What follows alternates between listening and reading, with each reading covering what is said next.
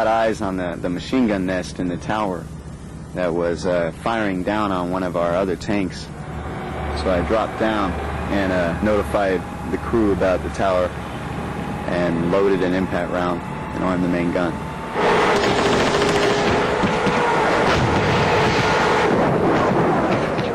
But afterwards I popped back up and it was cooked. It was toast. I mean, there was hardly anything left of that tower. At times, the fighting was at close quarters. I was still up in the turret when I noticed an RPG team consisting of about 5 to 6 guys. I grabbed my sidearm, my M9 9mm pistol, and I fired all 3 of my magazines, 45 rounds. I vividly remember seeing one of the soldiers actually go down, and he was shooting an RPG as I shot him. At the rear, a civilian vehicle was attacking the column. The mortars that were on the highway were coming under fire from a white pickup truck, and I could see that it was loaded with a lot of people. And I could hear ricochets and I could hear bullets, and that's when I gave the command to open fire on the truck. I saw 3 people pile out of the back, and they went into a ditch or the canal or whatever. What I seen next was pretty disturbing because what came out of the ditch was like 2 men and I'd say about 5 to 6 females.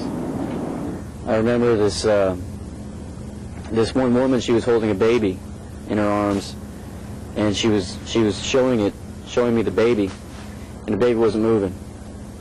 And I thought, oh my God, we shot this baby. And I remember my heart dropped, hit my feet, and I thought, well, I hope we didn't kill this baby. And it started moving around, and I kind of breathed a sigh of relief there. So I was mad, and I was upset that first time I had to shoot during the war was towards a truck full of human shields. And it was women, and it was babies, and it was old men. That's the time that home feels the furthest away. It feels like home's so far away that you probably never can see it again. Heavy firepower slowly wore down the determined but poorly trained and ill-coordinated Iraqis. Desperately charging the tanks, they were mown down in their hundreds.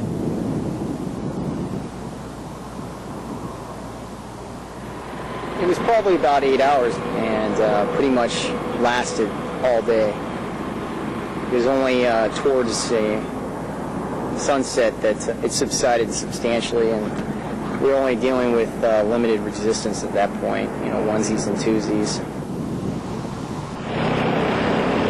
The armor and infantry had neutralized the opposition, but they had to come to terms with the loss of one of their men. Sitting there with a platoon of guys crying, I mean, it's uncontrolled. I mean, that probably hurt. That hurt the most, just sitting there crying, knowing that we did everything that we could. We were prepared for it. We were ready for it. It was just that one glitch. As they withdrew towards the south, the road behind them was littered with their day's work. It was at this point that we saw the full weight of what had happened, and it was just utter devastation. Hundreds of bodies all over the road, in various forms of death, burnt, blown apart, bullet holes. I just remember the enormous stench of death. Something that I'll never forget.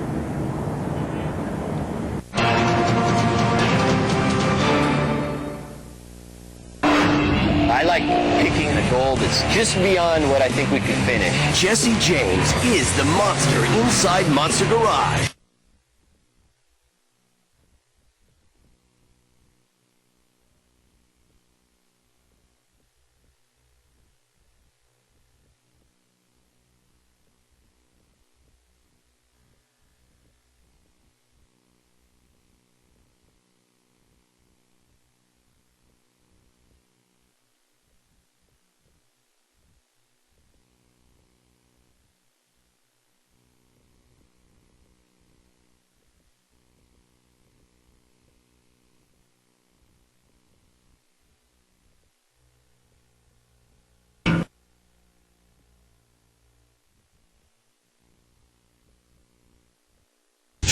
Tomorrow at 8, only on the Discovery Channel. Now we're swinging.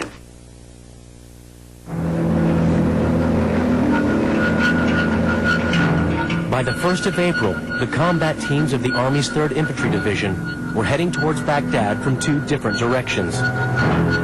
The maneuver east of the Euphrates at Al-Hala had worked. The Iraqi army south of Baghdad appeared not to know where to concentrate its forces. Because we're coming on 2 different prongs, one east of the river with at Hilla, and us going through the Karbala Gap west of the river. He couldn't figure out where to commit his armor, because as soon as he pulls them out from under the palm groves, they're going to get killed by the combined air forces and precision rockets and other things.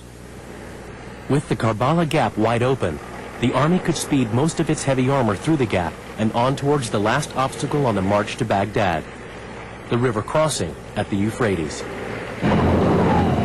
On the morning of the 2nd of April, the 3rd Infantry Division fought their way to the banks of the Euphrates River. By the evening, they had captured the bridges at Karbala and Hindia, and under fire, crossed to the other side. For me, getting across the Euphrates, that was really the last place where we would be concentrating our forces to cross this one bridge that we needed to seize. And so when we were able to get our first tanks across, that really was, to me, a decisive point that I knew we could get to Baghdad then, and there wouldn't be anything he could do to stop us. In just 2 weeks, the U.S. Army and the Marine Corps had traveled 500 miles from Kuwait through southern Iraq towards Baghdad. Now they were poised south of the Iraqi capital for the final assault. But to end Saddam's regime, they would have to break into his stronghold. They would have to fight their way into Baghdad. From the enemy's perspective, there's no way that he had command and control apparatus, the skill, or quite frankly, the force at hand to react to what we were doing.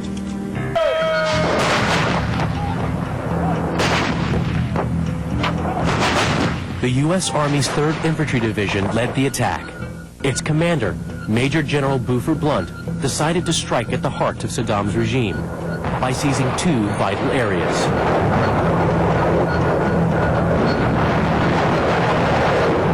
Key pieces of the city that I'd identified and the Corps had identified for the division was the airport.